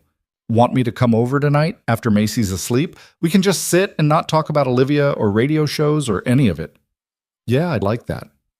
She came over at 9 after Macy was in bed. They sat on his couch with tea that neither of them really drank, and for a while they just existed in the same space. No pressure, no expectations. Just 2 people who'd found something worth protecting. Macy wants to meet you, Caleb said eventually. I know, you texted. I'm terrified. Of her meeting me or of what it means if she does? Both, all of it. What if she doesn't like you? What if she does like you, and then we don't work out? What if I'm making a mistake bringing you into her life this early? Sienna set down her mug. Those are all fair questions, and I don't have perfect answers. But I can tell you this. I'm not Jessica. I'm not Olivia. I'm not someone who runs when things get real. How can you know that? We've known each other 3 weeks. Because I've already seen you at your worst. Sat up at night, humiliated by a public radio apology, stressed about work and parenting and trying to navigate all of this, and I'm still here. She took his hand. That's not going anywhere. Caleb looked at their intertwined fingers. She said she wants to make sure you're nice enough for me. That's adorable and also slightly terrifying. She's protective, been through a lot for a kid her age. Then I better bring my A game. They set it up for Saturday. Casual, low-key. Just lunch at the park and maybe the playground after. Nothing that felt like an audition, even though they both knew it kind of was. Saturday morning arrived with all the subtlety of a freight train. Caleb woke at 6, couldn't fall back asleep, and spent 2 hours overthinking everything from what to wear to whether bringing Sienna to Macy's favorite park was too much pressure or not enough thought. By 8, Macy was awake and suspicious. Why are you making pancakes? She asked, appearing in the kitchen doorway with her hair sticking up in 3 different directions. You only make pancakes on special days. Can't I just make pancakes? You're nervous. The pancakes are a tell. Caleb flipped one, watched it land perfectly, and wished his daughter wasn't quite so observant. We're meeting Sienna today, at the park. I thought pancakes might be nice. Macy climbed onto her stool at the counter, eyes narrowing. The friend who's maybe your girlfriend? Yeah, that one. What if I don't like her? The question hit harder than it should have. Caleb set down the spatula, turned to face her fully. Then we'll figure it out. But I hope you'll give her a real chance first. What if she doesn't like me? That's impossible. You're the best person I know. You have to say that. You're my dad. Doesn't make it less true. She picked at the edge of the placemat, not looking at him. Mom didn't like me enough to stay. The words landed like a punch to the gut. They'd talked about Jessica before, in age-appropriate ways, but Macy rarely brought her up directly. Hearing it now, the morning he was introducing her to someone new, felt like the universe testing him. Caleb came around the counter, knelt beside her stool so they were eye level. Your mom leaving had nothing to do with you. That was about her, about things she couldn't handle. You are the most lovable person in the entire world. Then why do you look so scared about me meeting Sienna? Because I care what you think. Because your opinion matters more than anyone else's. Because I need you to be okay with this before it can go anywhere. Macy studied him with those two old eyes. What if I say I don't want you to have a girlfriend? Then we'd talk about why. And I'd listen, really listen. But you'd be sad. Maybe, but you'd still come first. She seemed to weigh this, her 7-year-old brain processing adult complications. Finally, she nodded. Okay, I'll meet her, but I'm watching her very carefully. I'd expect nothing less. They ate pancakes mostly in silence. Caleb's phone buzzed twice with texts from Sienna, both attempting humor to cut through the tension they were both feeling. Sienna, just tried on 6 different outfits. Is there a dress code for meeting judicious 7-year-olds? Caleb, casual, comfortable, prepared to discuss dinosaurs. Sienna, I studied last night. Did you know the Spinosaurus was likely semi-aquatic? Caleb, Macy will either love you or test you on that. Sienna, no pressure then. The park was 15 minutes away, an old neighborhood spot with good playground equipment and enough space that it never felt crowded. Caleb had suggested meeting there at 11, neutral territory where Macy would feel comfortable and Sienna wouldn't feel trapped. They arrived at 10:50. Macy had changed her outfit 3 times, finally settling on jeans and her favorite purple shirt with a T-Rex on it. She'd insisted on brushing her own hair, which meant it was slightly lopsided, but Caleb had learned to pick his battles. There she is, Macy said, pointing. Sienna stood near the entrance, wearing jeans and a simple blue sweater, her hair pulled back in a ponytail. She looked nervous, which somehow made Caleb feel better. At least he wasn't alone in this. She spotted them and waved, walking over with a smile that looked only slightly forced. Hey, Caleb said. Hey yourself. Sienna looked down at Macy. You must be Macy. I've heard a lot about you. Macy's expression was unreadable. I've heard about you too. All good things, I hope. Dad said you showed up when someone else didn't, that you were honest when you could have lied. Sienna blinked, clearly not expecting that level of directness. That's true. I try to be honest, even when it's hard. Good. I don't like liars. Me neither. They stood there for a moment, sizing each other up. Caleb resisted the urge to fill the silence, to smooth over the awkwardness. This was Macy's show. She needed to run it her way. Do you like dinosaurs? Macy asked finally. I'm learning to. Your dad mentioned you're an expert. I know a lot, probably more than most adults. I believe it. Did you know the Spinosaurus was probably semi-aquatic? Macy's eyes lit up. You know about Spinosaurus? Just that one fact. I was hoping you could teach me more. And just like that, the ice cracked. Not shattered, not melted away completely, but cracked enough for something to start seeping through. They walked to a picnic table. Caleb had packed sandwiches and chips, nothing fancy, just easy food they could eat while talking. Macy launched into an explanation of the Spinosaurus's adaptations, complete with hand gestures and sound effects. Sienna listened with what appeared to be genuine interest, asking questions that suggested she was actually paying attention. So the sail on its back, Sienna said, was that for temperature regulation or display? Scientists think maybe both, but mostly thermoregulation because it lived in hot climates. That's smart. Built-in cooling system. Exactly. Macy took a bite of her sandwich, chewed thoughtfully. Do you have any hobbies? The subject change was abrupt but deliberate. Caleb recognized his daughter's interview technique. She'd cycle through topics, watching for inconsistencies or false enthusiasm. I like reading, Sienna said, and hiking when I have time. Oh, and I'm terrible at painting, but I do it anyway because it's fun to be bad at something. Why would you do something you're bad at? Because being good at everything is boring, and sometimes the fun is in trying, not in being perfect.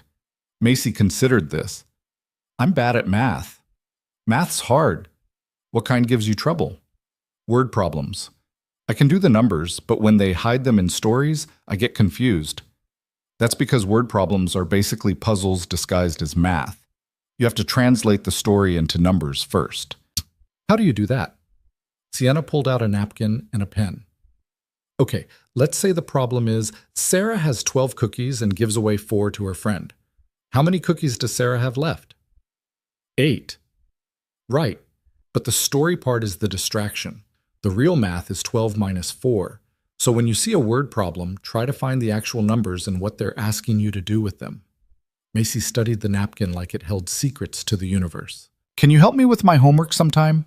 The question hung in the air. Caleb felt his chest tighten. That wasn't just casual interest.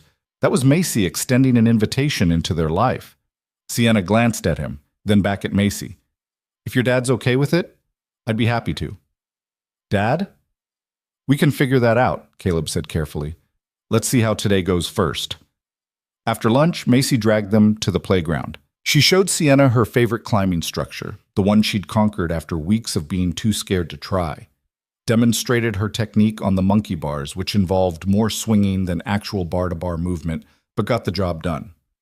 Sienna gamely tried the monkey bars herself, made it 3 bars before dropping off with exaggerated drama that made Macy laugh. You have to use your momentum, Macy explained. Like this. She demonstrated again. Sienna tried again, this time making it 5 bars. Better, Macy declared. You just need practice. Guess I'll have to come back then. Caleb watched from a bench, his heart doing complicated things in his chest. This was what he'd been afraid of. Macy connecting with Sienna, forming an attachment that could break if things didn't work out. But it was also what he'd hoped for. Seeing his daughter laugh, seeing her open up to someone new, it felt like watching something frozen finally start to thaw. His phone buzzed. Emma. Emma. How's it going? Caleb. Good, really good, actually. Emma. Macy likes her? Caleb. I think so. They're doing monkey bars together. Emma. That's huge. Macy doesn't share the monkey bars with just anyone. Emma. Don't screw this up, Caleb. Thanks for the vote of confidence. Around 2, Macy started to fade. The social energy required for meeting someone new had clearly maxed out. She became quieter, less animated, started gravitating back toward Caleb. I think we should probably head home, he said. Someone has homework to finish. I don't want to do homework, Macy protested, but half-heartedly. I know, but that's the deal. Play first, homework after. Sienna stood, brushing wood chips off her jeans. I should get going anyway. I've got some packing to finish. You're moving? Macy asked.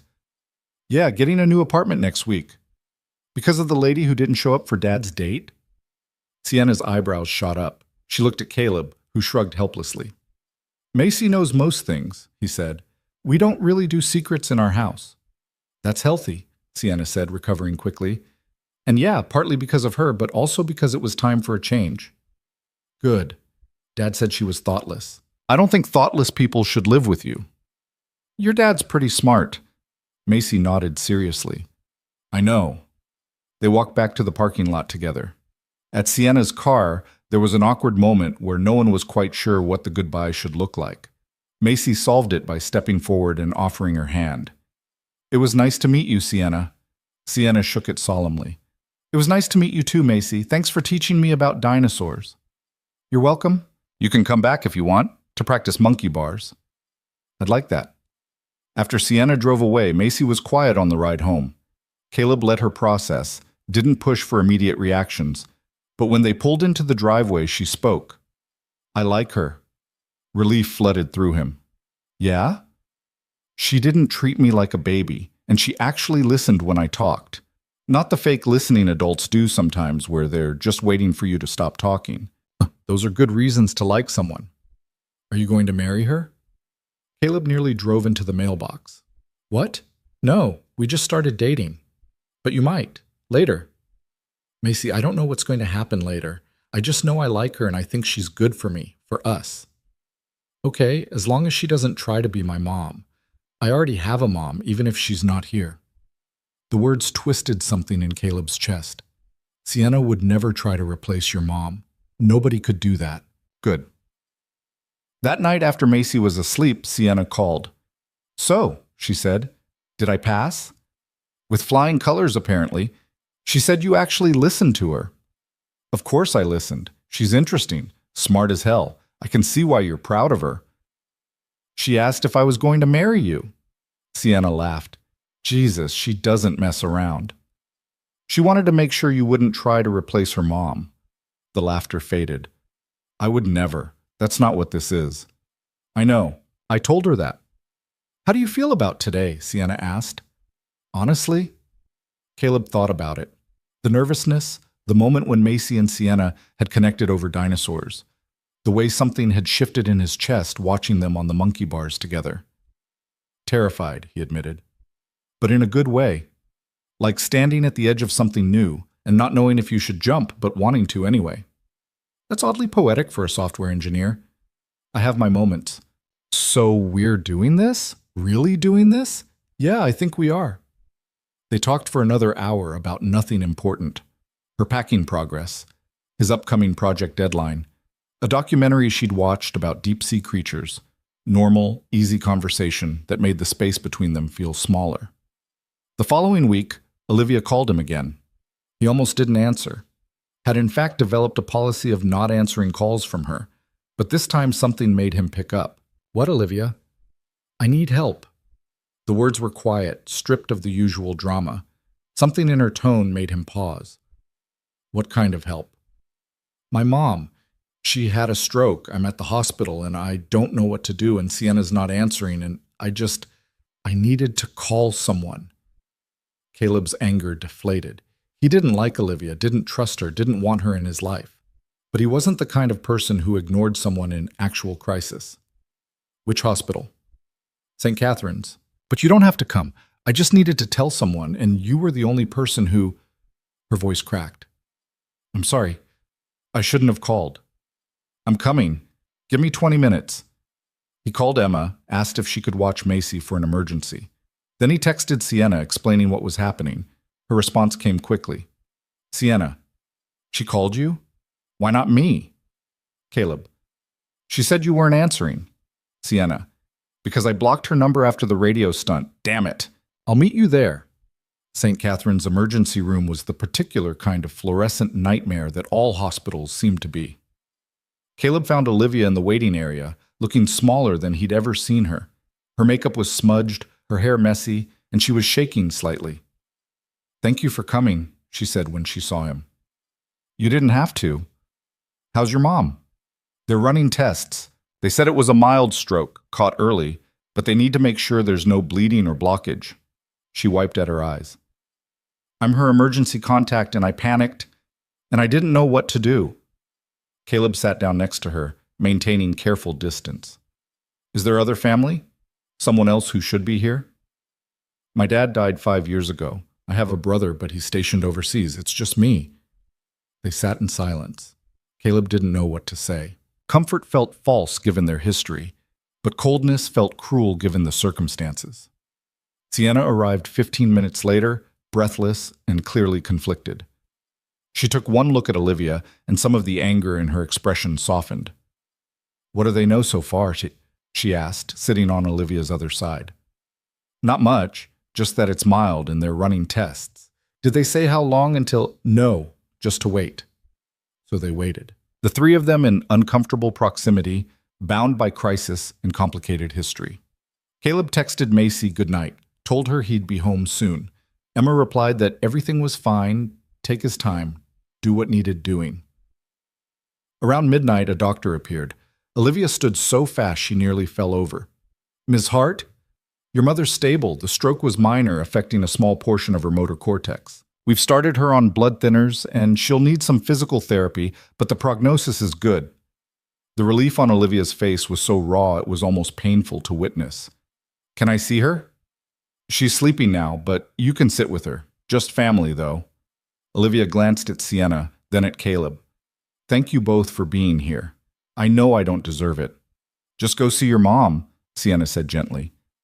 After Olivia disappeared through the double doors, Caleb and Sienna sat back down. You blocked her number? He asked. After the radio thing, I was done.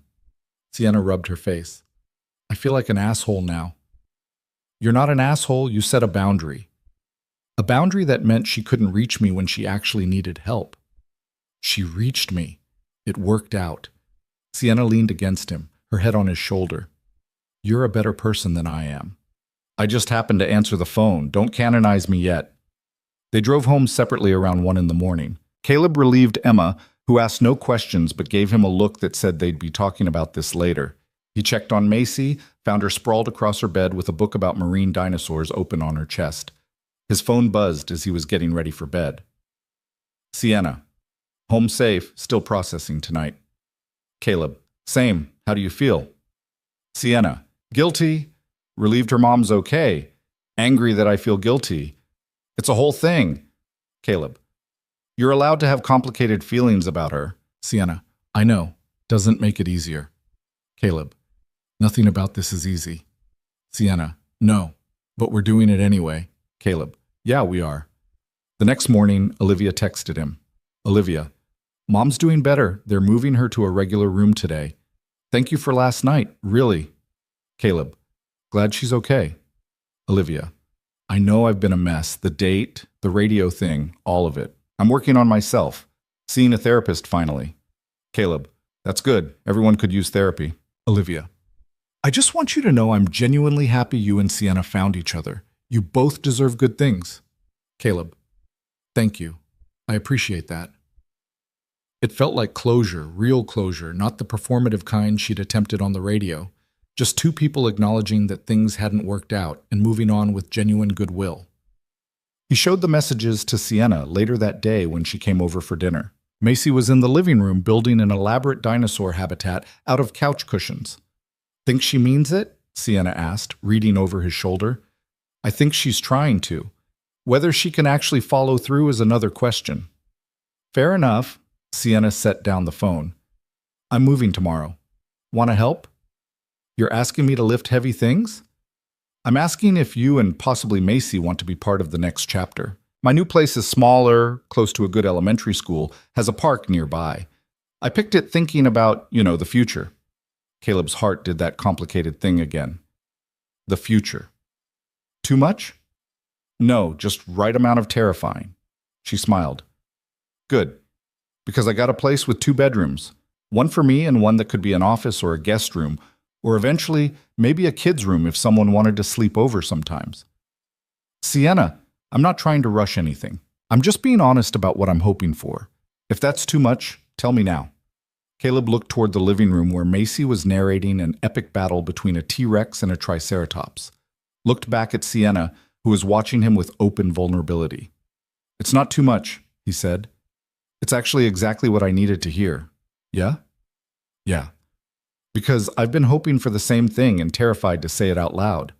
She kissed him, soft and certain. When they pulled apart, Macy was standing in the doorway. Are you guys going to be gross all the time now? Caleb laughed. Maybe sometimes. That okay with you? Macy pretended to think about it. I guess, as long as she keeps helping with my math homework. Deal, Sienna said. They spent the evening eating pizza and discussing Macy's diorama project, which had evolved from the Cretaceous period to include scientifically accurate volcanoes that Caleb suspected would not be scientifically accurate at all. Later, after Macy was in bed and Sienna was getting ready to leave, she paused at the door. Caleb? Yeah? Thank you for giving this a chance, for letting me in. I know it wasn't easy. Thank you for showing up, that first night and every night since. Guess we both got lucky. Guess we did. After she left, Caleb sat on the couch in the quiet house, thinking about how his life had changed in a month. How one disastrous date had led to something real, something worth the risk of opening up again. His phone buzzed one more time. Macy had somehow learned to text from Emma's phone. Sienna is cool, you can keep her. He smiled, typed back, Good to know I have your approval. Macy, you're welcome now. Go to sleep. You're old and need rest. Caleb, I'm 32. Macy, like I said, old.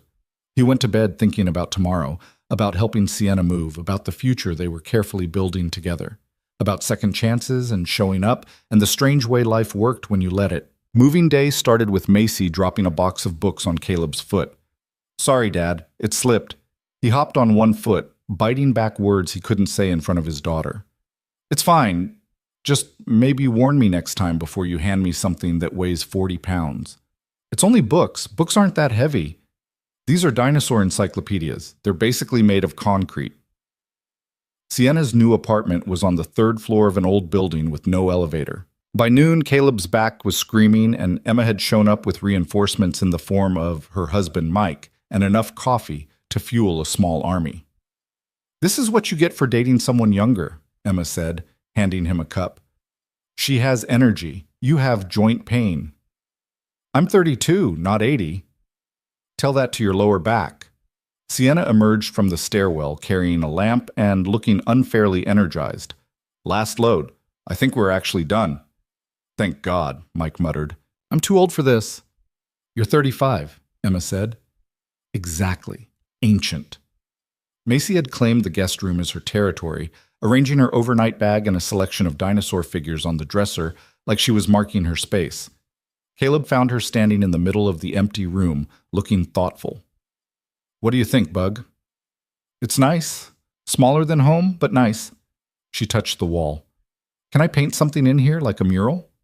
You'd have to ask Sienna. It's her place. Ask me what? Sienna appeared in the doorway, hair escaping from her ponytail, dust on her jeans. If I can paint a mural, something with dinosaurs. Sienna considered this. What kind of dinosaurs? Accurate ones, not the movie kind with wrong proportions. Obviously, can't have scientifically inaccurate dinosaurs in my guest room. She smiled. Yeah, if your dad's okay with it, we can plan something. Really? Really, but you have to help paint, and no complaining when it takes longer than you think it will. Macy's face lit up in a way Caleb hadn't seen in months. Can we start next weekend? Let me get unpacked first, then we'll plan it. After Emma and Mike left, the three of them ordered pizza and sat on Sienna's couch, one of the few pieces of furniture fully assembled, surrounded by boxes and the particular chaos of a fresh start. I can't believe you're really out of there, Caleb said. Best decision I've made in months. Second best, actually. Sienna looked at him. First best was sitting down at that table. That's really cheesy. Doesn't make it less true. Macy made a gagging sound. You guys are being gross again. Get used to it, Sienna said. This is happening now. I know. I'm managing my expectations. They spent the night putting together furniture and organizing boxes. Macy fell asleep on the couch around 9, exhausted from the day. Caleb carried her to the guest room, tucked her in on top of the made bed, and felt something shift in his chest. His daughter, sleeping in Sienna's apartment like it was the most natural thing in the world. She looks peaceful, Sienna said from the doorway. She's had a big day. New experiences take it out of her. She doing okay with all this? Really? Caleb thought about it. The questions Macy had asked, the way she'd claimed space in this apartment, the ease with which she'd accepted Sienna into their lives. Yeah, I think she is. Better than I expected, honestly. Kids are resilient. She's had to be. They went back to the living room, started unpacking kitchen boxes. Sienna had weird organizational systems, spices alphabetized, mugs sorted by size, utensils in a specific order that made sense only to her. Caleb found himself learning her patterns, adapting to her rhythms. Can I ask you something? Sienna said, unwrapping a set of plates. When Jessica left, did you see it coming? The question landed heavy. Caleb set down the glass he'd been holding. Not really. I mean, I knew she was unhappy. She'd said motherhood was harder than she expected, that she felt trapped. But I thought we were working through it. Thought if I took on more, gave her space to figure herself out, she'd come back around. But she didn't. No. One day I came home from work and she'd packed a bag. Said she couldn't do it anymore, couldn't be a wife or a mother, that she'd made a mistake and needed to fix it before it was too late. What did you say? I begged her to stay, not for me, for Macy. Offered couples therapy, individual therapy, time apart, anything. She just kept saying she was sorry, that this wasn't the life she wanted. He picked up the glass again, focused on unwrapping it carefully. The worst part was watching Macy not understand. She was 4. She kept asking when Mommy was coming home. Sienna was quiet for a moment. That's brutal. Yeah, but we survived it, built something new. And honestly, I don't think about Jessica much anymore, just the impact she left behind. Do you think Macy's scared I'll leave too? Probably. She asked if you'd try to replace her mom. That's fear talking. I would never. I know. And she's starting to know too. But it'll take time. Trust has to be earned, especially when it's been broken before. They finished unpacking the kitchen in comfortable silence. Around 11, Caleb realized he should probably get Macy home, but the thought of leaving felt wrong somehow. Like they were building something here, in this half-unpacked apartment, and walking away would break the momentum. Stay, Sienna said, reading his mind. Both of you. There's enough furniture for everyone. You sure? I'm sure. So they stayed. Caleb slept on the couch, Macy in the guest room, Sienna in her bedroom. It was awkward and cramped and nothing like he'd imagined his first overnight at her place would be. But it was also real. Domestic. Normal in a way that made him realize how much he'd been craving normal. The next few weeks fell into a new pattern. Sienna came over for dinners twice a week. They took Macy to the science museum, to the movies, to the bookstore where she loaded up on everything she could find about prehistoric marine life. Slowly, carefully, they built something that felt like a family without anyone saying that word out loud. Then, Olivia showed up at Caleb's office. He was in the middle of debugging code when the receptionist called. Caleb, there's someone here to see you, says it's important. I don't have any meetings scheduled. She says her name is Olivia Hart. Every muscle in Caleb's body tensed. Tell her I'm busy. She says it'll just take 5 minutes, that it's about Sienna. That got his attention. He saved his work, headed to the lobby, and found Olivia sitting in one of the uncomfortable modern chairs that were supposed to look sleek, but mostly just looked painful. What are you doing here? She stood. I know I'm the last person you want to see, but I needed to talk to you and I didn't think you'd answer if I called. You're right, I wouldn't have. So talk. Can we go somewhere more private? Caleb glanced at the receptionist, who was trying very hard to look like she wasn't listening. Conference room, 5 minutes. He led her to a small glass-walled room, didn't offer her a seat. What's this about? Sienna's birthday is next week, Thursday. She hasn't mentioned it to you, has she? He hadn't even known. No, she never does. Hates making a fuss about it. But she always ends up spending it alone, pretending she doesn't care. Olivia pulled out her phone, showed him a calendar reminder. Last year she worked late, came home, ate leftover Chinese food, and went to bed. I asked if she wanted to do anything, and she said birthdays were overrated. Why are you telling me this? Because she deserves better, and because you're the first person she's let herself care about in years. If anyone's going to change her terrible birthday tradition, it should be you. Caleb studied Olivia, trying to figure out the angle, but she looked genuine. No performance, no drama, just someone trying to do right by a friend she'd wronged in other ways. How do you even know about us? He asked.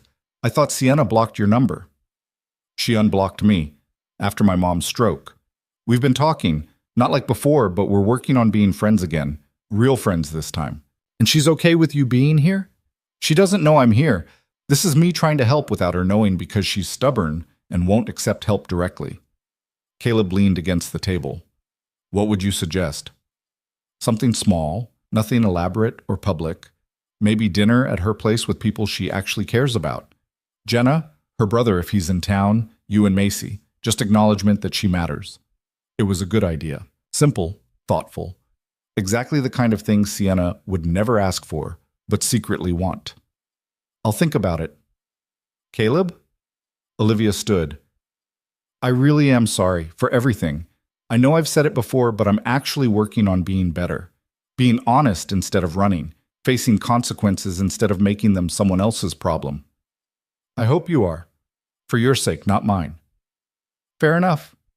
After she left, Caleb sat in the conference room processing. Then he texted Sienna. Caleb, when's your birthday?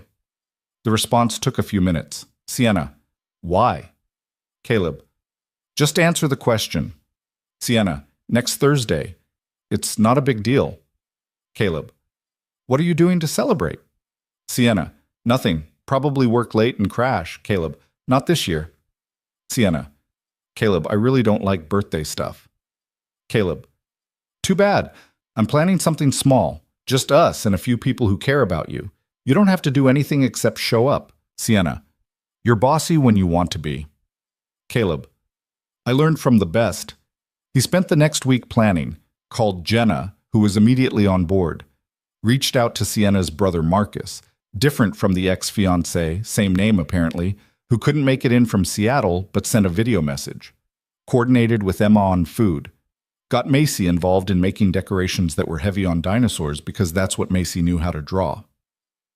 Thursday arrived. Sienna had no idea what was waiting for her. Caleb picked her up from work at 6, claiming they were just going to her place for a quiet dinner. She looked tired, the kind of exhaustion that came from a long week and low-grade stress. I'm really not in the mood for much tonight, she said, getting in his car. I know, that's why we're keeping it simple. Where's Macy? Emma's watching her. They're doing some project together. On a Thursday night. Emma's full of surprises. When they pulled up to her building, Sienna's apartment windows were dark. Caleb had texted Jenna to keep the lights off until they got inside. As they climbed the stairs, Sienna kept throwing him suspicious looks. You're being weird. I'm being mysterious. There's a difference. I don't like mysteries.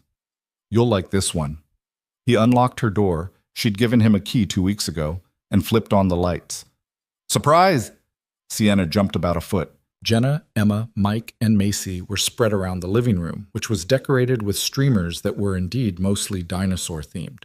A cake sat on the counter, homemade by Emma, with Happy Birthday Sienna in slightly wonky frosting letters. What is this? Sienna looked between them all, landing on Caleb with something between shock and emotion. This is us celebrating you, he said simply. Because you matter, and because birthdays shouldn't be spent alone eating leftover Chinese food. How did you... She shook her head. Olivia told you. She did. And before you get mad, she was trying to help. I'm not mad. Sienna's voice was thick. I'm just not used to this. Macy ran over, holding a card made from construction paper. I made this. It has a stegosaurus because you said that was your favorite when I asked last week. Sienna opened the card. Inside, in careful 7-year-old handwriting, Happy birthday. You're nice and good at math. Love, Macy. This is perfect, Sienna said, her eyes suspiciously bright. Thank you. They spent the evening eating Emma's cooking, lasagna, garlic bread, salad, and talking about nothing important. Jenna told embarrassing college stories. Mike discussed his latest home improvement disaster. Macy showed everyone her progress on the dinosaur mural plan, complete with sketches and measurements. When it came time for cake, Emma dimmed the lights and brought out the candles. Everyone sang, slightly off-key and enthusiastic. Sienna closed her eyes, made a wish, and blew them out in one breath. What did you wish for? Macy asked. Can't tell you. Then it won't come true. That's a myth. Wishes come true based on actions, not secrecy. When did you get so wise? I've always been wise, Macy said, echoing her favorite phrase. People just don't notice. After everyone left and Macy had fallen asleep in the guest room again, Caleb and Sienna sat on her couch in the quiet aftermath. Thank you, she said. Really, this was too much? Perfect. It was perfect. She leaned against him. I haven't had a birthday like that since I was a kid. My family never made a big deal about celebrations. Just another day, you know? Well, now you have us, and we make a big deal about people we care about. I'm starting to figure that out. What did you wish for when you blew out the candles? I thought wishes were secret. Macy said that's a myth. Sienna smiled. I wished for more nights like this. More normal, happy, simple nights with people who see me for who I actually am. That's a good wish. What would you wish for? If it was your birthday? Caleb thought about it. About Jessica and the years of rebuilding. About Olivia's no-show that had led to Sienna. About Macy sleeping in the next room, comfortable and safe in this new space they were creating. I'd wish for the courage to keep choosing this, to not let fear make my decisions. Have you been letting fear make your decisions? For 3 years, yeah. Until you sat down across from me and didn't let me run away. I'm stubborn like that. It's one of your best qualities. They sat in comfortable silence, the kind that didn't need filling. Outside, the city hummed with late-night traffic and distant sirens. Inside, everything felt still and right. Caleb's phone buzzed. Emma. Macy wants to know if she can stay over again tomorrow night. Something about finishing her mural plans with Sienna. He showed Sienna the text. She read it and smiled. She's welcome anytime, you both are. Caleb typed back. I'll ask Sienna, but probably yes. Emma. You're getting domestic. It's adorable. Caleb. Shut up. Emma. Never. This is what siblings are for. The next morning, Caleb woke up on Sienna's couch to the smell of pancakes and the sound of Macy laughing in the kitchen. He found them making breakfast together, Macy standing on a stool while Sienna showed her how to flip without making a mess. You're teaching her your secrets, he said from the doorway. Everyone needs to know how to make a good pancake, Sienna replied. It's a life skill. Dad always burns them on one side. I do not. You do, Macy said seriously. But we don't tell you because it hurts your feelings. Sienna tried not to laugh and failed. Caleb threw a dish towel at both of them. They ate breakfast together, made plans for the mural project, discussed Macy's upcoming science fair. Everything felt easy, natural, like they'd been doing this for years instead of weeks. Around 10, Caleb's phone rang. Unknown number. He almost didn't answer, but something made him pick up. Is this Caleb Turner? Yeah. Who's this? This is Margaret Hart, Olivia's mother. Caleb's stomach dropped. He moved into the living room for privacy. Mrs. Hart, how are you feeling? Much better, thank you. I'm calling because Olivia told me what happened. About the date she missed, about you helping at the hospital, about how kind you've been despite everything. It's not... Please, let me finish. My daughter has made many mistakes. I've watched her sabotage good things her whole life because she's afraid of failing, but she's trying to do better now. Really trying. And I wanted to thank you for giving her the chance to apologize properly, for not holding her worst moments against her forever. Caleb didn't know what to say. I appreciate you calling, but honestly, Olivia and I have moved on. We're okay. I know. She told me about Sienna, about how happy you seem. Margaret paused. I just wanted you to know that sometimes the worst things lead to the best outcomes. If my daughter had shown up that night, you might never have found something real. That's very philosophical, Mrs. Hart. I'm old. I'm allowed to be philosophical.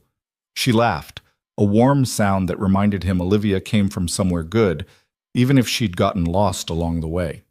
Take care of yourself, Caleb, and that little girl of yours. After she hung up, Caleb sat with the conversation. Margaret was right. If Olivia had shown up, if everything had gone according to plan, he'd have dated someone fundamentally wrong for him, would have wasted time trying to make something work that was doomed from the start. Instead, he had this. Sienna in the kitchen teaching his daughter to make pancakes. A relationship built on honesty instead of performance. A future that felt possible instead of terrifying. Everything okay? Sienna asked, appearing in the doorway. Yeah. Just Olivia's mom thanking me for being decent. That's nice of her. It was.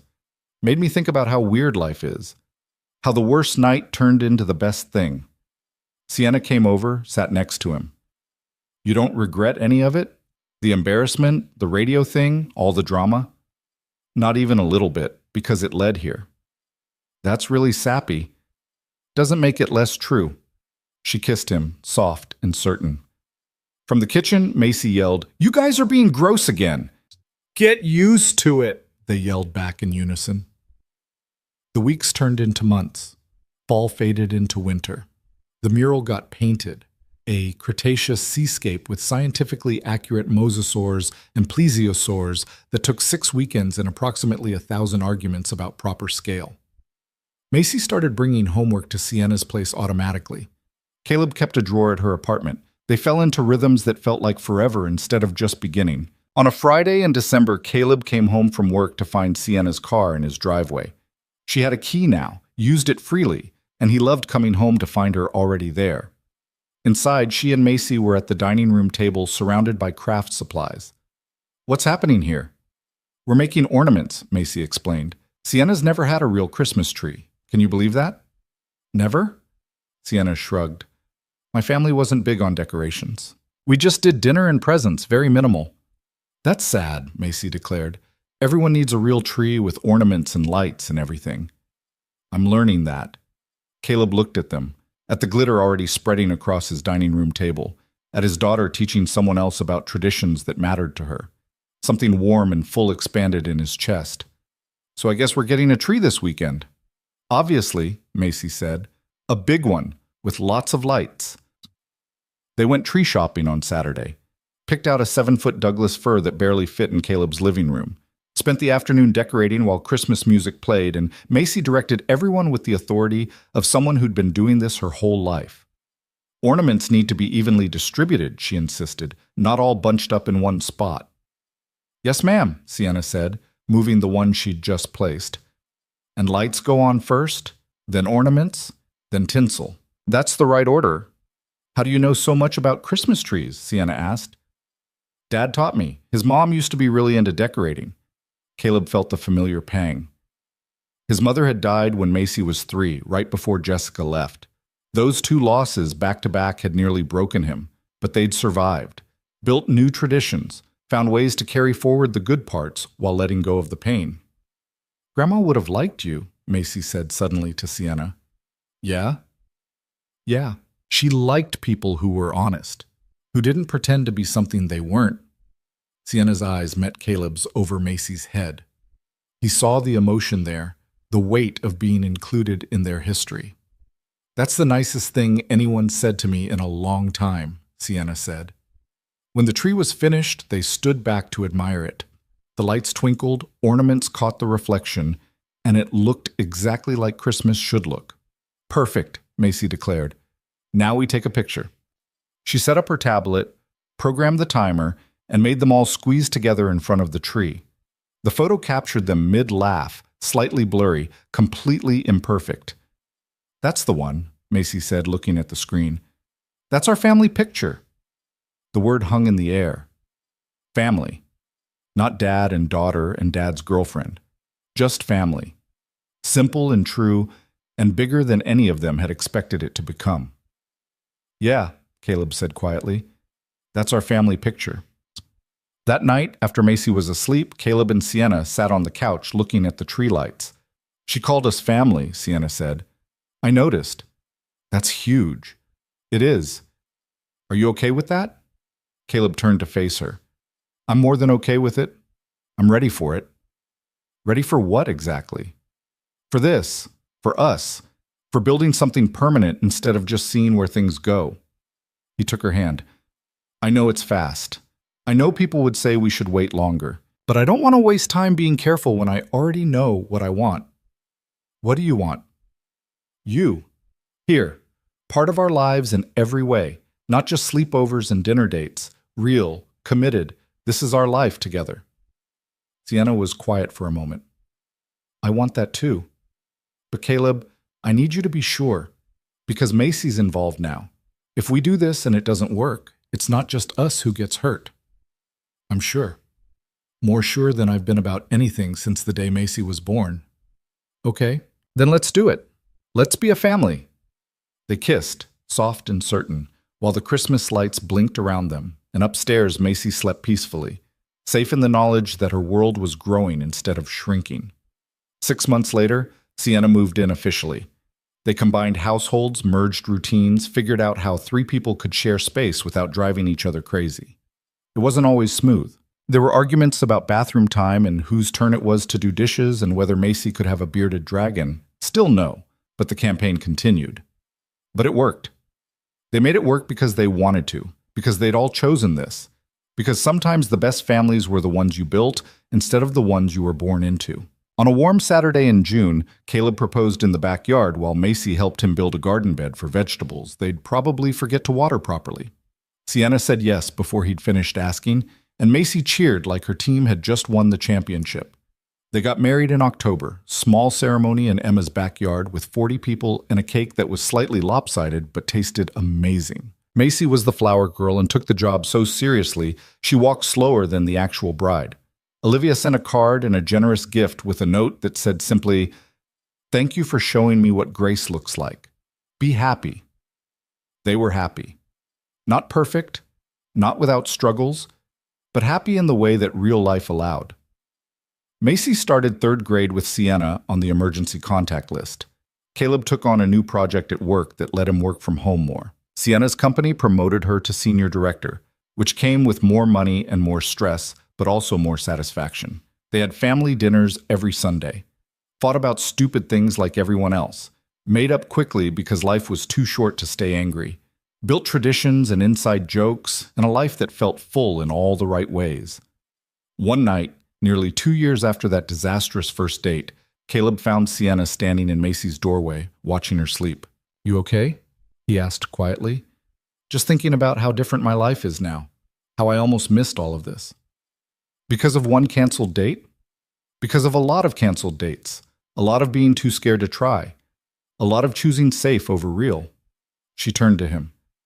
"Then you sat in that restaurant waiting for someone who didn't deserve your patience, and something in me just knew I had to meet you.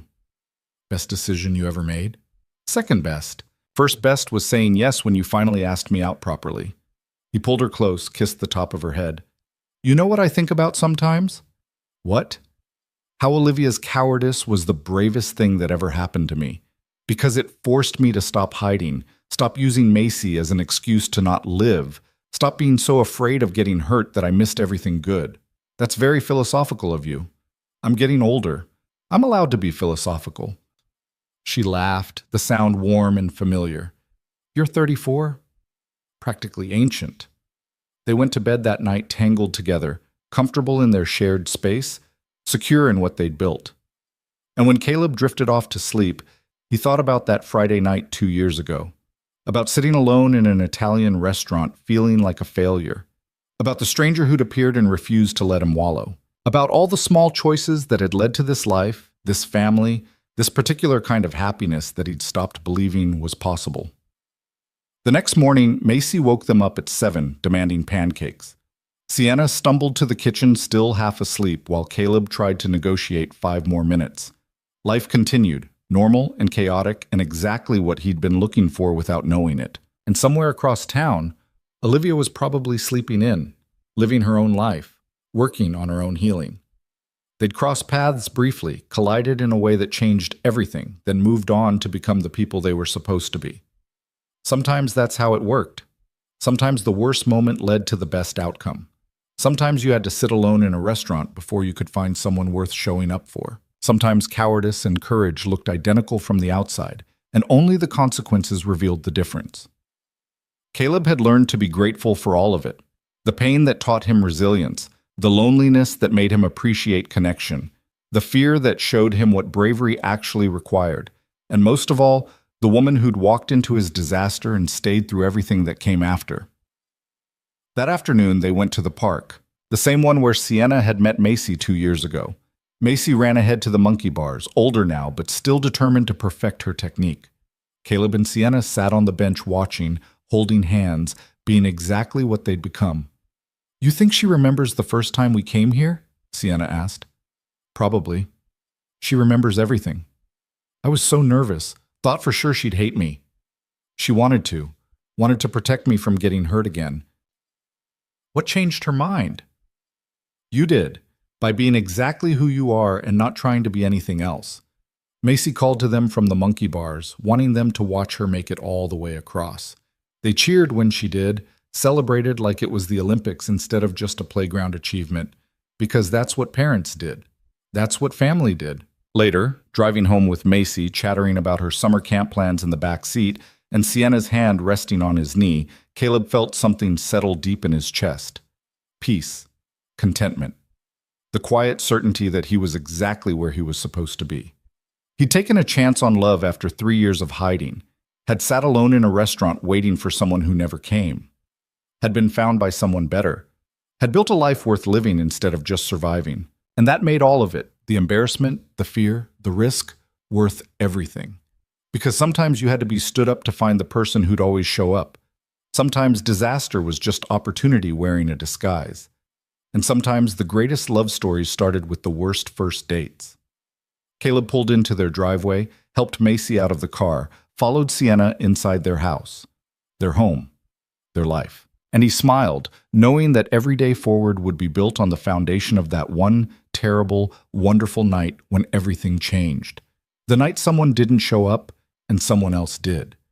The night he learned that second chances came in unexpected forms. The night his real life finally began.